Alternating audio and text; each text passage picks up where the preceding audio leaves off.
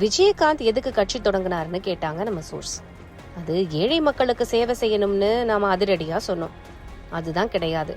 விஜயகாந்த் கல்யாண மண்டபத்தை இடிச்ச திமுகவை எதிர்த்து விஜயகாந்த் கட்சி தொடங்கினாரு.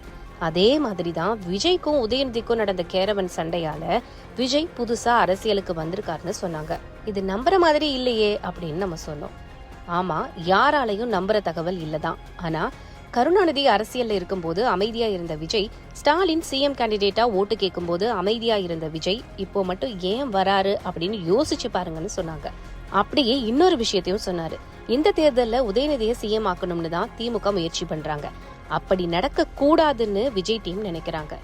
விஜய் அரசியல்ல ஒரு சீட் கூட வாங்க கூடாதுன்னு உதயநிதி நினைக்கிறாரு. மத்தபடி ஸ்டாலினுக்கும் விஜய்க்கும் எந்த பிரச்சனையும் கிடையாது. இதுக்கு இடையில சபரீசன் கேம் ஆடுறதால அது உதயநிதியை பாதிச்சிருக்கு. பெரிய த்ரில்லர் ஸ்டோரி மாதிரி இருக்குதே இந்த அரசியல்னு நாமளும் அதிர்ச்சியா கேட்டோம். இப்போ விஜய் வசமா மாட்டி இருக்காரு.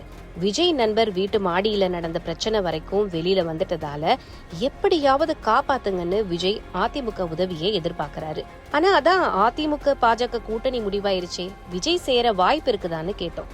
அதிமுக பாஜகவோட நோக்கம் திமுக ஆட்சிக்கு வரக்கூடாது. விஜய் கட்சியோட நோக்கமும் உதயநிதி கொடுத்த நெருக்கடியால அப்படி மாறி இருக்கு. அதனால விஜய் தன்னோட நண்பர் பவன் கல்யாண் மூலமா அதிமுக கூட்டணியில சேர்த்துக்கோங்க, உதயநிதி கிட்ட இருந்து காப்பாத்துங்கன்னு கோரிக்கை வச்சிருக்காரு.